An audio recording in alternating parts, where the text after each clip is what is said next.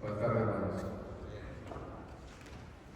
Bien, queridos hermanos, vamos a continuar con nuestro estudio del libro de Esther. La semana pasada empezamos con la introducción del libro de Esther y hoy vamos a tomar los primeros dos capítulos y vamos a ver qué nos puede hablar el Señor en esta tarde. Quiero empezar orando, hermano, para que sea el Señor quien nos dirija en todo.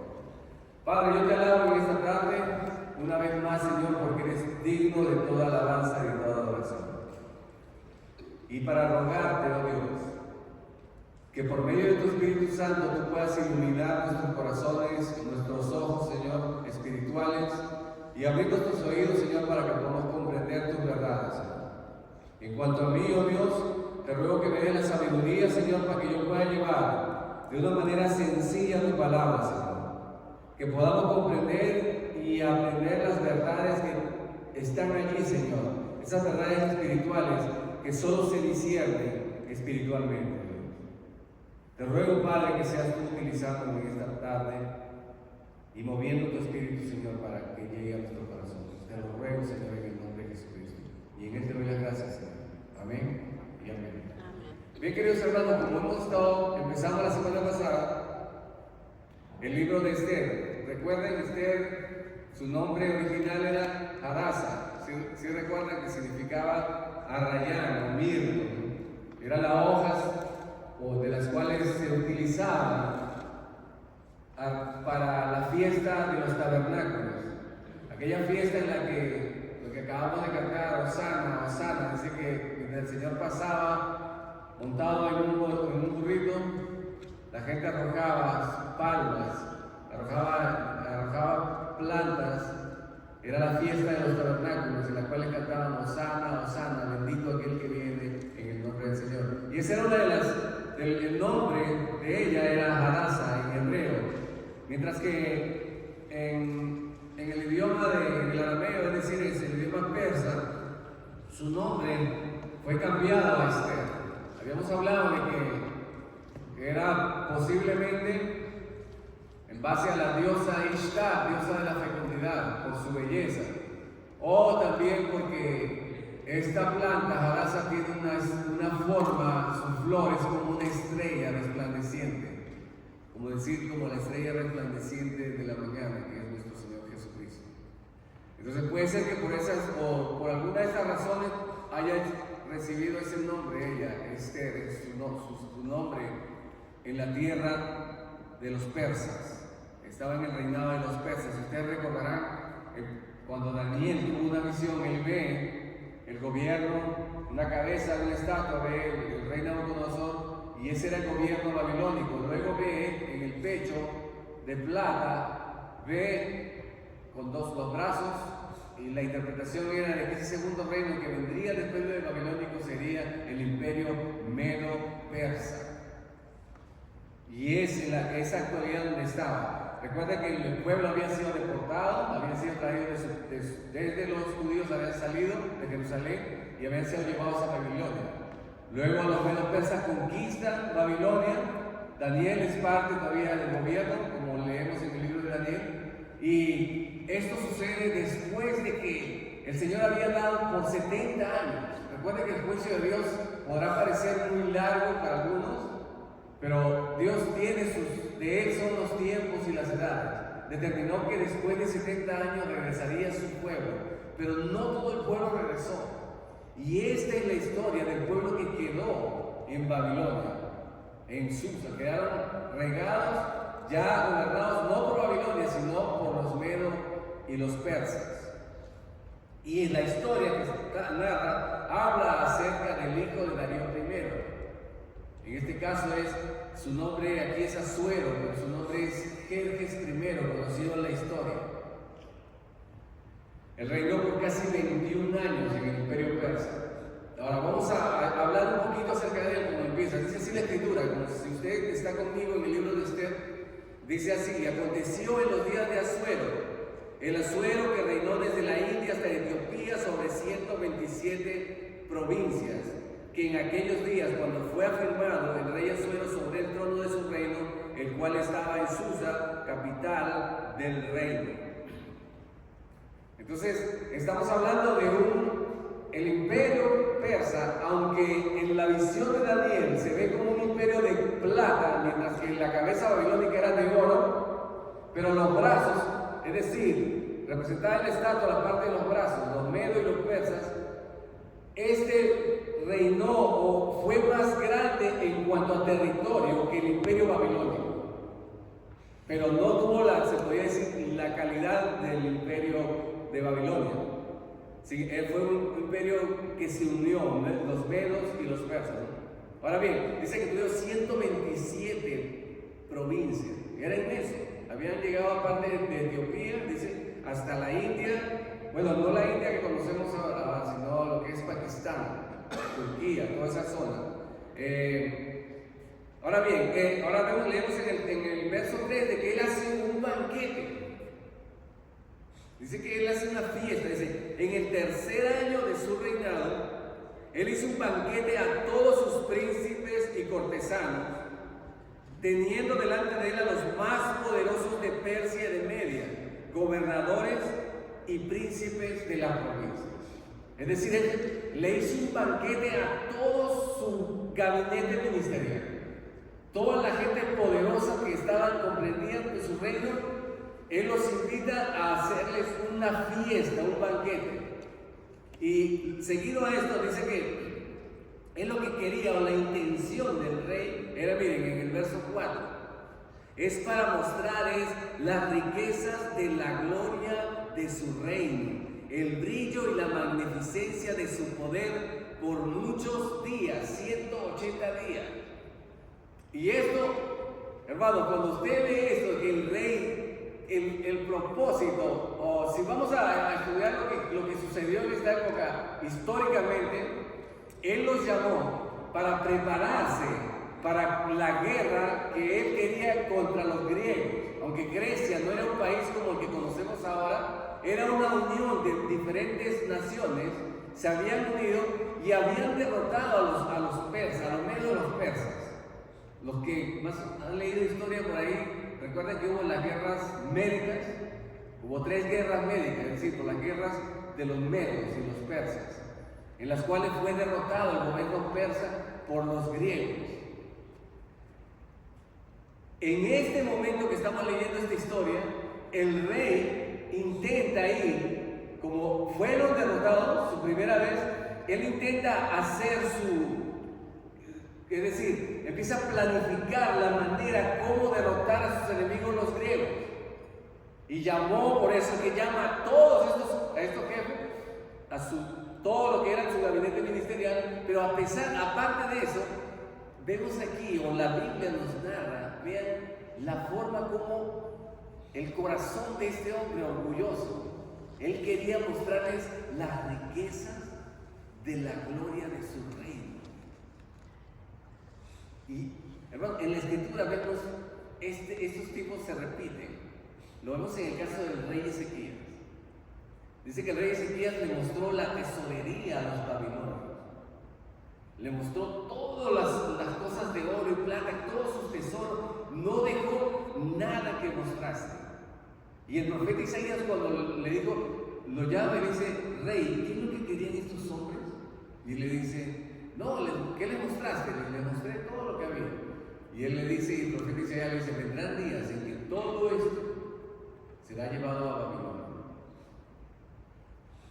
El orgullo nos hace mostrar o exhibir las cosas que Dios nos ha dado, porque la gloria y la magnificencia vienen de Dios, y todos los bienes que tenemos es porque Dios nos los ha dado. ¿Recuerdan lo que le dijo Satanás a Jesús? Dice que le mostró la gloria de los reinos de la tierra, porque a él le habían sido dados, y que él se la podía dar a él sin postrado le adorar. Mostrar la gloria o mostrar las cosas que Dios nos ha dado de una manera arrogante es una forma diabólica, hermanos. Porque toda la honra y todo el honor y toda la gloria es de nuestro Señor. Él es el dueño del oro, la plata y de todo lo que está de él en la tierra y su plenitud y todo lo creado. Y él arrogantemente, como ven, sí que quería mostrar la gloria de su reino. por 180 días, 6 meses, un banquete de 6 meses. Se supone que en ese tiempo se estaba coordinando la guerra. Ahora bien, dice que cumplidos estos días, si está conmigo en el verso 5, no hay que pasar los 180 días, hizo el rey otro banquete por 7 días en el patio del huerto del palacio real a todo el pueblo que había en Susa, capital del reino, desde el mayor hasta el menor. O sea, desde los más altos hasta los más pequeños.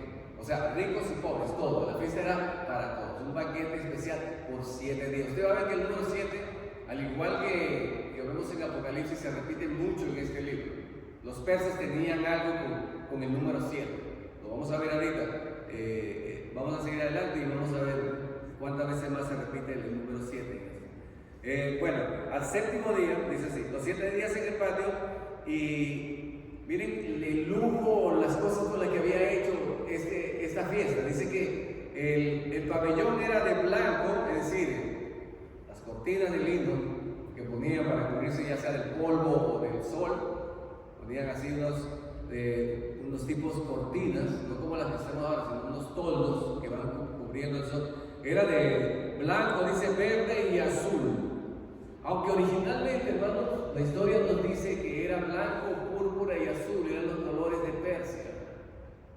Pero sin embargo aquí dice que era blanco, verde y azul, tendido sobre cuerdas de lino y púrpura en anillos de plata, columnas de mármol, los reclinatorios de oro y plata sobre el losado de pórfido, de mármol, de alabastro y de jacinto. O sea, había de todo aquí. Había mosaicos, porque nosotros conocemos cerámicas, mosaicos, había mármol, había piedras, unas piedras rojas que entre púrpuras y rojizas se mezclaban así, habían diferentes tipos, de todo era pero de lujo. Y daban, fíjense en el verso 7 conmigo, y daban a beber en vasos de oro y vasos diferentes unos de otros y mucho vino real de acuerdo con la generosidad del rey. Él estaba celebrando antes de tiempo la victoria. Yo pienso que todo lo que han gastado en los 6 meses, cómo van a derrotar a los griegos, está contento de ver que tienen un plan. Es el momento de conquistar más. Hace el banquete, 7 días de banquete. Él está pero súper contento y súper gozoso. Fíjese que utilizó las riquezas, lo máximo que tenía. Había una exhibición tremenda de toda la gloria, se podría decir, de su reino. Ahora bien, dice así, y la bebida, miren, fíjense que bebían hasta en vasos de oro, diferentes los unos de los otros. Y la bebida que era según esta ley, había una ley para la bebida. Decía que nadie fuese obligado a beber, porque así lo había mandado el rey a todos los mayordomos de su casa, que se hiciese según la voluntad de cada uno. Aquí vemos la generosidad, se podría decir, del rey. No era, aunque era un rey arrogante y antiguo, en este caso, en lo que era la bebida, él no quería obligar a nadie a que beba o no beba. Esto era, no era como los griegos. Los griegos tenían una ley. Cuando bebía el rey, todos tenían que beber. Es más, tenían un dicho que traducido de nosotros es o bebes o vete. O bebes o vete. Ese era el dicho. O sea, que el que no bebía tenía que salirse de él. Era obligado, todos tenían que beber. Pero este rey dijo que no, cada quien, el que quería beber, podía beber. Se le dio voluntad, o decidió a voluntad de la gente lo que ellos quisieran. Estaba consintiéndole. Él quería ser agradable a todos, sea grandes o pequeños. Él estaba buscando el favor de todos porque quería ir a la guerra, quería vencer a sus enemigos. Y estaba muy contento. Y ahora vemos esto, miren.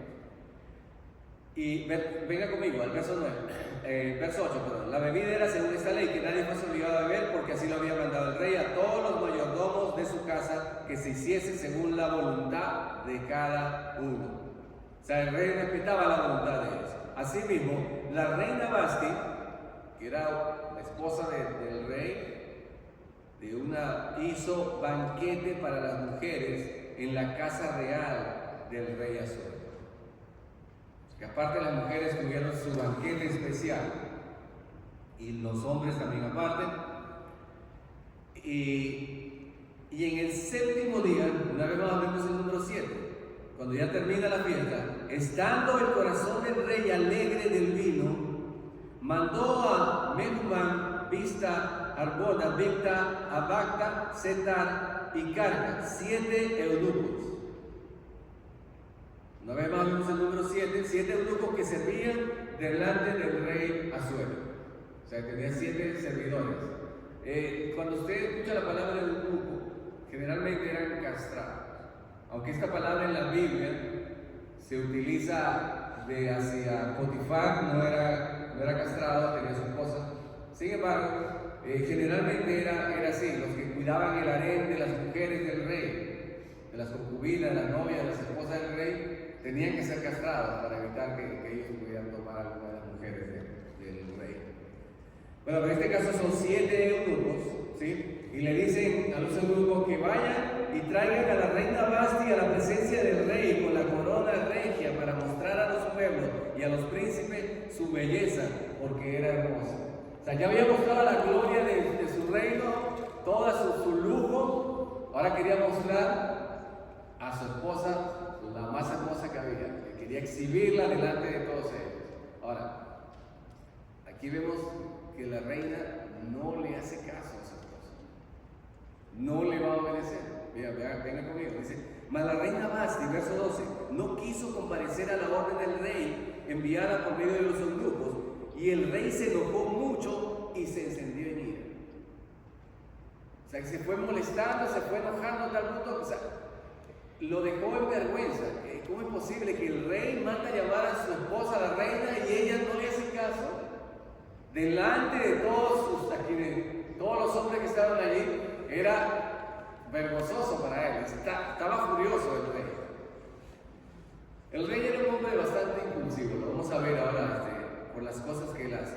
Miren, entonces preguntó el rey a los sabios que conocían los tiempos, porque así acostumbraba el rey con todos los que sabían la ley y el derecho. Históricamente se dice, hermanos, de que este rey era manejado por Dios, se podría decir un títere. No tenía una decisión así, una voluntad definida, sino que él era dirigido por lo que decían sus consejeros, se guiaba más por sus consejeros que por sus decisiones personales. Ustedes conocen que hay líderes que lo que digan ellos no les importa lo que digan los demás, ellos quieren hacer lo que ellos dicen.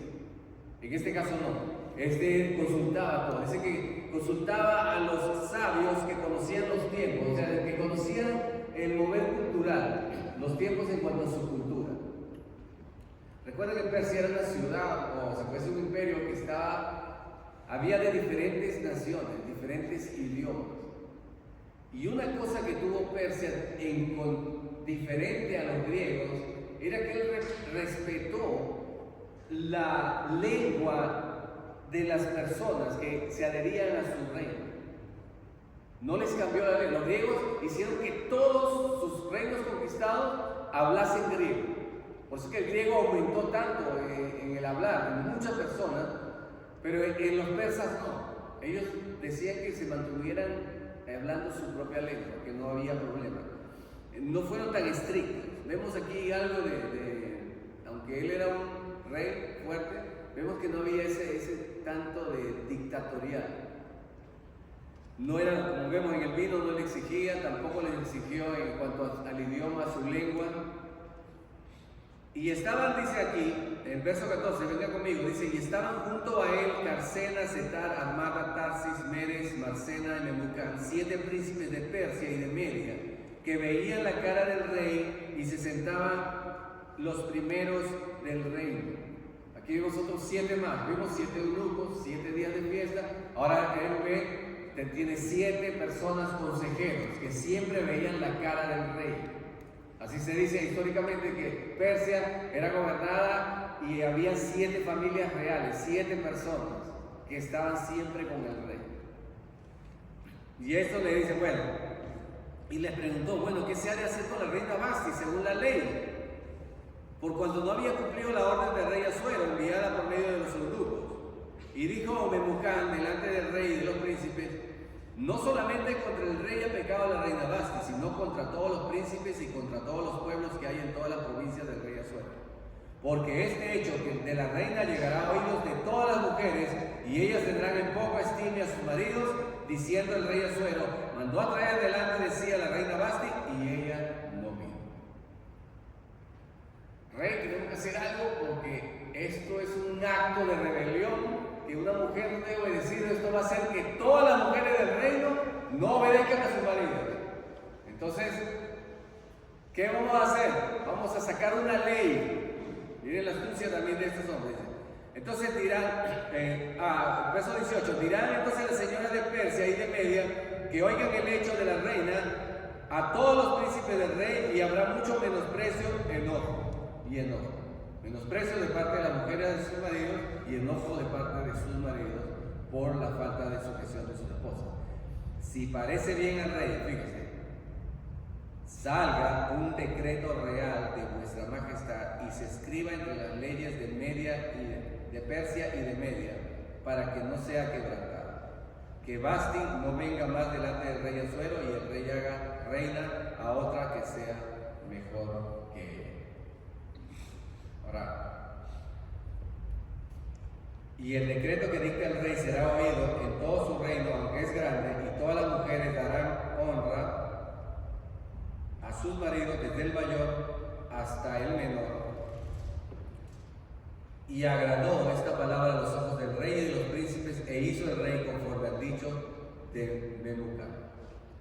Ok, veamos que estos hombres hacen que el rey firme un decreto real, según lo que se dice aquí, que era según la ley de Persia y de Media, o de Media y de Persia, con el fin de que no sea revocado. La Biblia es la única, lo vemos en Daniel y lo vemos aquí en Esther, que dice que las leyes de Media y de Persia no podían ser revocadas. O sea, lo que se salía la ley tenía que cumplirse.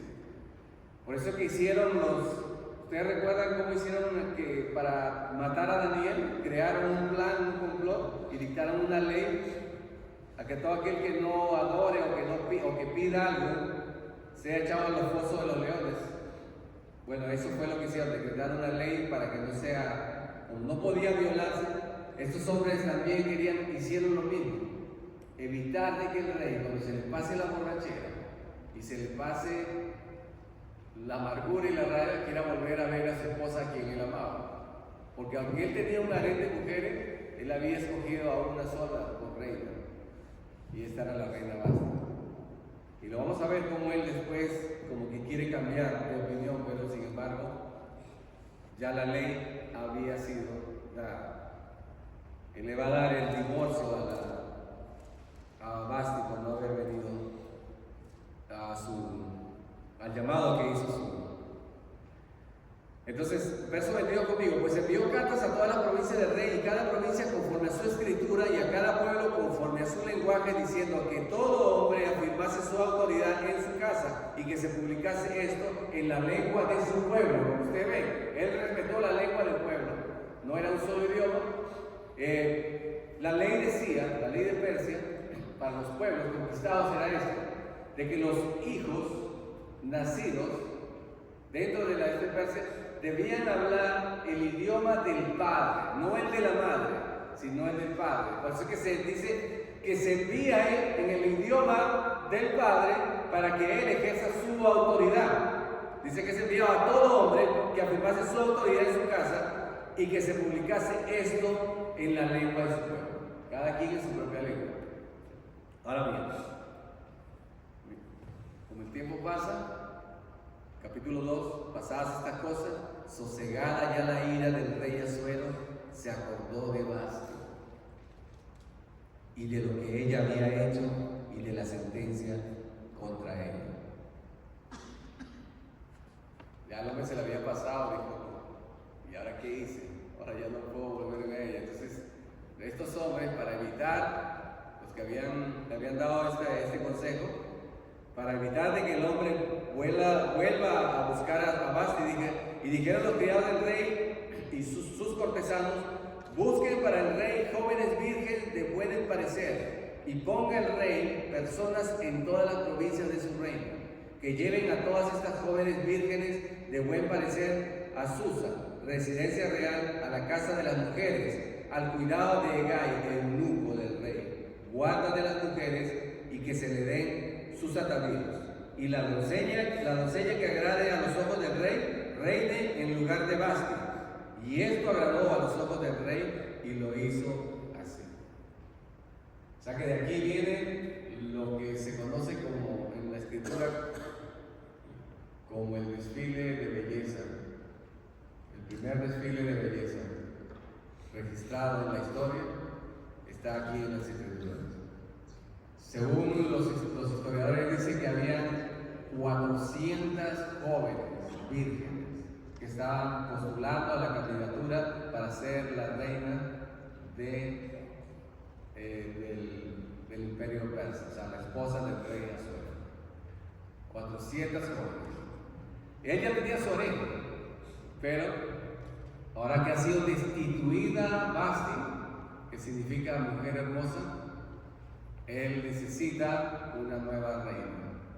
Entonces deciden buscar a la nueva reina. Buscaron jóvenes vírgenes, como dije, los historiadores son 400 mujeres, imagínense.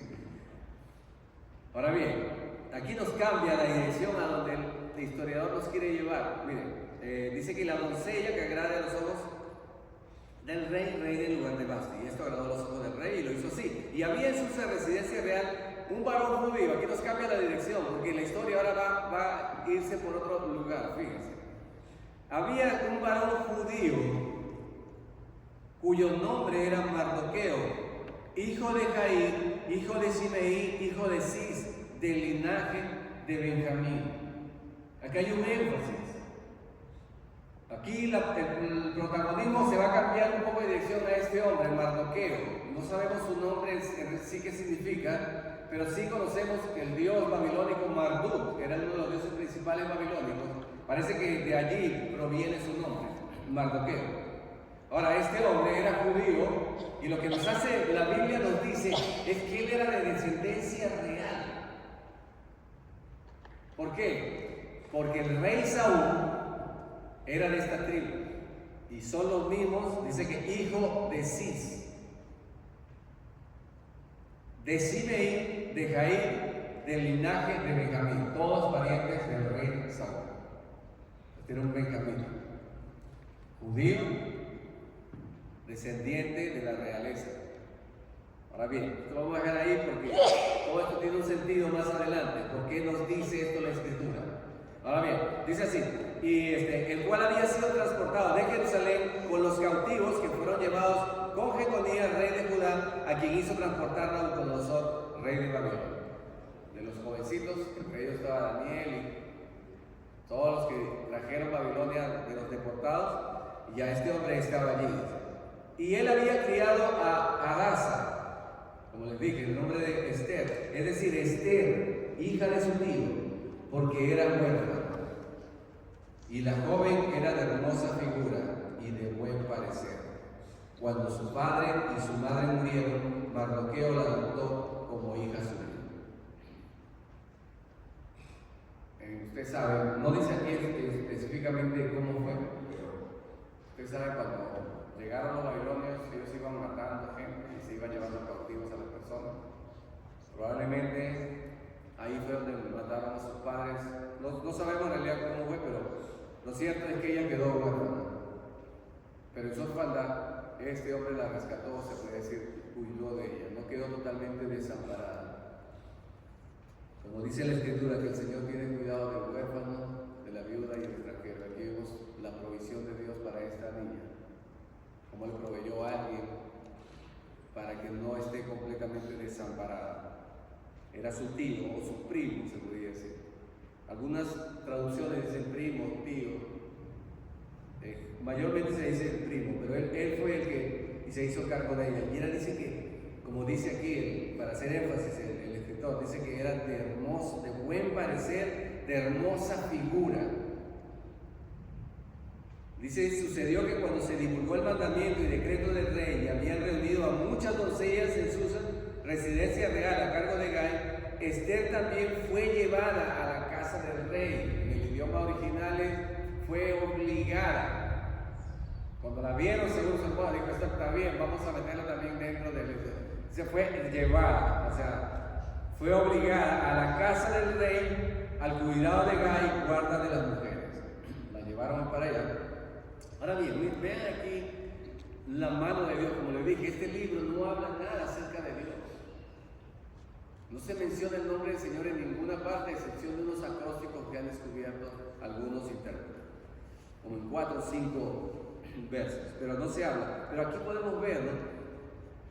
Y la doncella agradó, dice, a sus ojos y halló gracia delante de él, por lo que hizo darle prontamente atavíos y alimentos, y le dio también 7 doncellas especiales de la casa del rey, y la llevó con sus doncellas a lo mejor de la casa de las mujeres. Esther no declaró cuál era su pueblo ni su parentela, porque Mardoqueo le había mandado que no lo declarase. Ok, ella es llevada con todas las mujeres gentiles, ella es judía, su tío le dice, no digas de dónde eres. ¿Por qué lo dijo? No sabemos, la Biblia no lo registra, pero hay dos cosas. Había un antisemitismo, como lo que hay todavía en estos tiempos, un odio hacia los judíos. Puede ser eso, lo vamos a ver más tarde, que sí va a haber un gran antisemitismo. Voy a creer, la historia de esto es que van a tratar de eliminar o de exterminar a todos los judíos, tal como lo intentó Hitler en la Segunda Guerra Mundial. Y así, esta es la historia de esto mismo. Entonces, él le dice, le aconseja, mira, le dice, Esther, no digas tu procedencia. ¿Esto qué inculcaba? Dice que le dieron atavíos, o sea, la ropa y alimentos. Ellos comían comida que no era conforme a la ley. ¿Ustedes recuerdan la historia de Daniel? ¿Qué hizo Daniel cuando le dijeron que él iba a comer del vino y de la carne y de la comida del rey? Él se negó. ¿Por qué? Por causa de la palabra de Dios. Ahora bien, el tío le está diciendo, no lo hagas. O sea, no declares tú. ¿De dónde vienes tú? O sea, que ella tenía que pasar, y supongo, hermanos, que ella tenía que comer las cosas que ellos comían, aun cuando la ley mandaba a que no lo hicieran. Ahora usted dirá, pero ¿qué consejo de este tío para que viole la ley de Dios? ¿Cómo es esto? ¿No debió haber seguido el ejemplo de Daniel? Para que sea exaltado, o sea, glorifique al Señor. Muchos pensaremos así, ¿no? Pero hermano, fíjense una cosa. Este hombre buscaba el bienestar de su hija. Sabía que eso le podía costar la vida, quizás a ella. Y por encima de esto estaba la vida de esta mujer, la que él cuidaba, a la cual dice que ella le obedecía en todo. Y vamos a ver que esta mujer va a ser una mujer de fe, lo vamos a notar aquí. Y Mardoqueo también era un hombre de fe, porque usted va a ver que Mardoqueo va a pararse firme a pesar de todas las circunstancias de lo que haya. Más adelante lo vamos a ver, pero ok. Ahora, lo cierto es que ella se hace pasar, no dice su nombre, no dice su nacionalidad, simplemente está metida como una más allí, una mujer hermosa que Dios le ha dado gracia delante del eunuco, que inmediatamente le ha dado 7 doncellas, ahora ya vemos el 7, y le dio un lugar especial dentro de la casa del rey. Ahora, ¿por qué hizo esto ella? Vamos a ver la gracia de Dios, que Dios lo hizo. Vamos a ver la mano invisible del Señor. También puede ser del pensamiento del eunuco diciendo, esta es una posible candidata, es una de las más hermosas que hay. Según esto, lo que dice más uno que era hermosísima. Dijo, si esta va a ser la reina, me conviene estar bien con ella, porque puede ser también esa sorpresa. Cualquiera que haya sido, no podemos negar de ver la mano de Dios en todo esto. el plan de redentor de nuestro Señor, que se anticipa a todas las cosas. A Él no lo toman nada por sorpresa. Ya Dios está trabajando y obrando aquí, porque más adelante se va a levantar un perverso tratando de eliminar a todo el pueblo judío, pero ya Dios de antemano preparó un plan de salvación. Amén. Entonces, veamos así. Miren el tiempo, y cuando llegaba el tiempo de cada una de las doncellas para venir al rey Asuero, después de haber estado 12 meses conforme a la ley acerca de las mujeres, pues así se cumplía el tiempo de sus atavíos. Esto es, 6 meses con óleo de mirra y 6 meses con perfumes aromáticos y aceites de mujeres.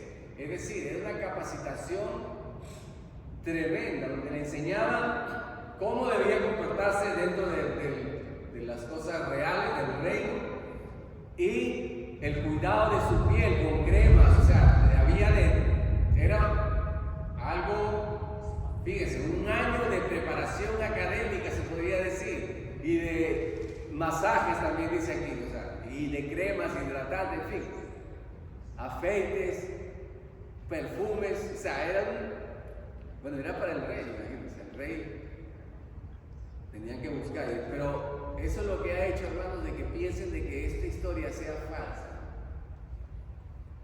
Un banquete de 180 días, esto es exagerado. Un año para preparar a una persona, o sea, todo esto, 400, o sea, muchas mujeres, todo esto lo veían como algo, hacen ver o quieren expresar de que este libro es ficticio, es una historia contada, inventada, que no tiene nada que ver con la realidad, que no es histórico.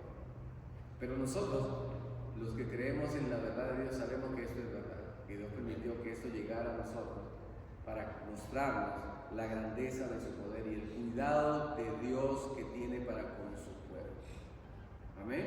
Bien, entonces luego dice, cuando se cumplía el tiempo de sus atavíos, entonces la doncella venía así al rey, y todo lo que ella pedía se le daba para venir ataviada con ellos, desde la casa de las mujeres hasta la casa del rey. Y ella lo que pedía era, bueno, ¿qué vas a llevar? Bueno, quiero un vestido de este color, lo quiero tal. Supongo que buscaban al mejor diseñador de ropa. No se iba a poner cualquier vestido para ser presentada ante el rey. Buscar lo que ella pidiera para ver si podía agradar al rey y ella sea elegida como la reina. Ahora no, estamos hablando de 400 mujeres. Imagínense el rey viendo tantas mujeres.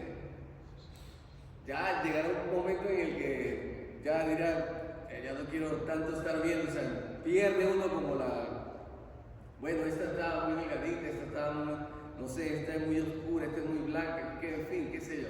Había de todo para escoger. Y sabe que yo pienso que lo difícil que debe ser escoger entre 400 mujeres una sola. La verdad que... Bien, continuemos. Le dejo eso para que piense. Entonces, ella venía por la tarde y a la mañana siguiente volvía a la casa segunda de las mujeres, al cargo de Sasgaz, eunuco del rey, guarda de las concubinas. No venía más al rey, salvo si el rey la quería y era llamada por nombre. O sea, inmediatamente esta mujer pasaba al harén del rey, pero a la casa segunda. O sea, había como varias categorías. Se dice que en algunas estaban las concubinas, en otras estaban las vírgenes y en la otra estaban las esposas. Había diferentes categorías de mujeres del harén, y cada quien estaba separada. Ahora bien, cuando llegó a Esther, fíjense, le llegó a Esther, hija de Abigail, tío de Mardoqueo, quien la había tomado por hija, el tiempo de venir al rey, ninguna cosa procuró, sino lo que le dijo Hegai, el eunuco del rey, guarda de las mujeres, y ganaba Esther el favor de todos los que la veían. O sea, ella no fue exigiendo, no, dame este vestido de tal, no. Simplemente se dejó llevar por lo que decía el eunuco. Vemos aquí, esto nos muestra un poco el carácter de Esther. Vean que era sumisa a Mardoqueo. Dice que en todo lo que decía Mardoqueo, ella le obedecía. Ahora vemos aquí también la sumisión a este eunuco. O sea, se creía aspecto de humildad de parte de ella, ¿no? A pesar de su hermosura, vemos que no era una mujer altiva y alcanzaba la gracia para con los demás. Ahora, fue pues Esther llevada al rey Asuero, dice, en el mes 10, que es el mes de Tebet, en el año 7 de su reinado. Habíamos hablado cuando empezó la historia, el banquete empezó en el 3er año, ¿recuerdan? ¿Sí? Ya lleva el 7º año, son 4 años que han pasado. Un año de afeites. ¿Qué pasó en ese transcurso? Hay 2 años que están como desaparecidos, ¿no? Ese es el tiempo en el que el rey fue a la guerra con Grecia y llegó, como diríamos nosotros en nuestro pueblo, con las tablas en la cabeza. Llegó derrotado, los griegos lo vencieron y él regresó derrotado, y ahí fue donde quiso consolarse y se dio cuenta que no tenía reina, y hicieron el evento, y ahora han pasado 5 años, 4 años, y ahora es tiempo de que Esther se presente delante del rey. Y ha llegado aquí. Está conmigo en el verso 16, ¿no? Fue llevada en el 10º mes, en el mes de Tebet, en el año 7 de su reinado, y el rey amó a Esther más que a las otras mujeres, y halló en ella gracia y benevolencia delante de él, más que todas las demás vírgenes, y puso la corona real en su cabeza, y la hizo reina en lugar de Vasti. O sea, imagínense, y aquí terminó lo que vemos aquí fue el cierre final. No sé si fue la última. Lo cierto fue de que con ella terminó el certamen de belleza. Al verla quedó cautivado. Dice que, el que escribe, el escritor aquí dice que la amó más que a todas estas mujeres, halló en ella gracia, benevolencia, y puso la corona real en su cabeza y la hizo reina en lugar de Vasti. Y hizo luego el rey un gran banquete a todos sus príncipes y a sus siervos. Y el banquete de Esther, y disminuyó tributos a las provincias, y dio mercedes conforme a la generosidad real. Estaba contento el rey de haber conseguido una mujer tan hermosa, se enamoró de una vez de ella, le puso la corona y dijo, decretó, baja de impuestos, o había 2 formas de bajar un poco la presión a su pueblo. Los medios tenían una ley en la cual, cuando querían congraciarse con su pueblo, era esto: le bajaban los impuestos y no llevaban reclutamiento para el ejército. Algo de esto tuvo que hacer. Dice que disminuyó los tributos a las provincias, dice, y dio mercedes conforme a la generosidad real. Es decir, de pronto dijo, no más recluta por este año. Lo cierto es que estaba contento y gozoso porque el rey ya tenía una reina hermosísima. Ahora, detrás de esto está el plan de Dios. Ya, voy a terminar con esta última parte que está aquí metida. Antes de que sigamos en la segunda parte, vamos a introducirnos con Amán, el enemigo de los judíos. Hoy vamos a ver solamente estos 3 personajes: el rey, la reina Esther y Mardoqueo. Vamos a terminar aquí, nos faltan unos cuantos versículos. Dice: cuando las vírgenes eran reunidas la segunda vez, Mardoqueo estaba a la puerta del rey. El estar a la puerta del rey indica que Mardoqueo tenía algún cargo de importancia también en el palacio. Y Esther, según le había mandado Mardoqueo, no había declarado su nación ni su pueblo, porque Esther hacía lo que decía Mardoqueo, como cuando él la educaba. Lo vemos la obediencia de ella, una mujer sumisa, una mujer obediente. En aquellos días, estando Mardoqueo sentado a la puerta del rey, se enojaron Bigtán y Teres, 2 eunucos del rey, de la guardia de la puerta, y procuraban poner mano al rey Asuero. Cuando Mardoqueo se entendió esto, lo denunció a la reina Esther, y Esther lo dijo al rey en nombre de Mardoqueo, y se hizo una investigación del asunto, y fue hallado cierto. Por tanto, los 2 eunucos fueron colgados en una horca, y fue escrito el caso en el libro de las crónicas del rey. Ok, aquí vemos cómo Mardoqueo va a entrar en escena. Él está avisando o advirtiendo de que la vida del rey corre peligro. Él escuchó una conversación, no sabemos cómo, pero él oyó que había un plan para matar al rey. 12 eunucos. ¿Por qué estarían enojados? No sabemos. Quizás porque destituyó a la reina Vasti. Puede ser, no sabemos, no dice la Biblia absolutamente nada. Lo cierto es que estaban molestos con el rey y lo querían matar. Mardoqueo actuó bien, denunció, fueron hallados culpables y los ahorcaron. Como les dije, la horca es diferente. Los persas no solían, cuando yo digo horca, ¿usted qué está pensando? En una soga de colgarla en un madero, ¿cierto?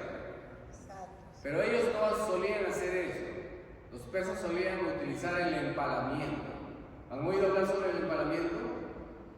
Era un palo en el cual era clavado la persona y lo levantaban hacia arriba, clavado. No era colgado, sino, bueno, quedaba colgado pero suspendido así. Hay muchas imágenes en internet acerca de este tipo de castigo, empalamiento. ¿Sí? Ahora bien, hermanos, vamos a terminar hoy con esta parte. ¿Sí? ¿Qué hemos visto? Hemos visto la arrogancia de alguien, del rey, en cuanto a que demostrar sus tesoros, sus cosas más hermosas. Hemos visto la destitución de alguien que no quiso oír la voz de su rey. Y vemos la exaltación de una joven a la cual por su naturaleza vemos que es obediente. Lo vemos que dice que le hacía caso a su tío en todo lo que le decía, y vemos que hizo caso a todo lo que el eunuco le decía. Dos cosas vemos: un rey, obediencia y desobediencia. La obediencia trae exaltación, mientras que la desobediencia trae destitución. Una buena enseñanza para nosotros, amados hermanos, en cuanto a oír la voz de nuestro rey. Aquel que ha dictado, como vemos aquí, decretos que no pueden ser cambiados, como su ley, y la cual nos condena a nosotros como culpables. Pero aunque culpables, Él ha emitido otro decreto de salvación que lo vamos a ver en la siguiente semana. Entonces quiero dejarlo hasta aquí, hermanos, amigos. Quiero que meditemos en esto. Cuán obediente estamos siendo a la voz de nuestro Padre. Hay dos caminos, y el uno es destitución y el otro es la exaltación.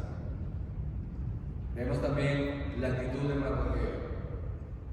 No era un acusador, sino que nosotros tenemos el deber que cuando vemos algo mal, denunciarlo y hablar. No sé si lo dije esta semana, estuve hablando, conversando. He oído muchos asuntos, muchas críticas de personas que están en una condición quizás mejor que nosotros, que tienen ya documentos nacionalizados de aquí, pero son extranjeros, y como que se les olvidó que algún día también fueron, y los escucho hablar y no tienen misericordia de aquellos que no tienen aún documentos. He oído mucho eso con mucha arrogancia, es más, con mucha altivez. Lo he oído cuando me dicen: César, es culpa de ella, la que no arregle aquí, ¿por qué no quiere? O sea, y me hace ver esto, ¿no? De que, hermanos, debemos tener misericordia de aquellos que, ¿no? o acordarnos, como dice la Escritura, dice: acuérdate, extranjero fuisteis en Egipto, no afligirás al extranjero. Y bueno, aquí vemos Mardoqueo hizo algo bien. Entonces yo me puse a pensar, porque, bueno, esta persona con la que yo estaba hablando, que estaba defendiendo este gobierno, y hermanos, yo he sido claro en esto, como les he dicho. Sé que Dios ha detenido la agenda malévola del gobierno anterior, con este presidente, pero eso no me puede cerrar los ojos a ver que hay mucha injusticia también. Ahora, nosotros estamos llamados, así como Mardoqueo, a declarar las injusticias. No porque si me cae bien algo, yo tengo que mantenerme diciendo o justificando a alguien, porque me cae bien o porque hizo algo bueno. No, hermano. Nosotros estamos llamados a hablar la verdad, tal como Mardoqueo, a denunciar lo que la gente pueda ver y decir a lo malo, malo y a lo bueno, bueno. Como creyentes debemos hacer conocer a la persona lo que es la justicia, lo que a Dios le agrada y lo que a Dios le desagrada. No congraciarnos porque nos gusta cierto partido político o porque ha hecho ciertas cosas en favor de la iglesia o de mi condición social en la que me encuentro. No, hermanos. Estamos llamados comprometidos con la verdad, con la palabra del Señor. Entonces, hermanos, quiero dejarlos con esto. 3 cosas. Número 1, obediencia o desobediencia. Exaltación o destitución. Y llamados a hablar la justicia y la verdad. Amén. Padre, yo te alabo, Señor, en esta tarde por la bendición que nos das de poder darnos esta oportunidad de ver tu preciosa palabra, Señor. Te ruego, Señor, de que tú puedas hacerla en nuestros corazones crecer, Señor, y que produzca frutos. Que podamos ser obedientes a tu voz y que también, Señor, podamos hablar tu verdad sin temor. Diciendo, Señor, lo que es malo, llamando a lo malo, malo y a lo bueno, bueno, Señor. Porque hay un mundo que está entenebrecido, que no sabe diferenciar entre lo bueno y lo malo, entre lo justo y lo injusto. Y estamos puestos en este lugar como lumbreras para que alumbrar este mundo entenebrecido. Te pido todo esto en el nombre de Jesús y en el te doy las gracias. Amén y amén. Quiero invitar a mi hermano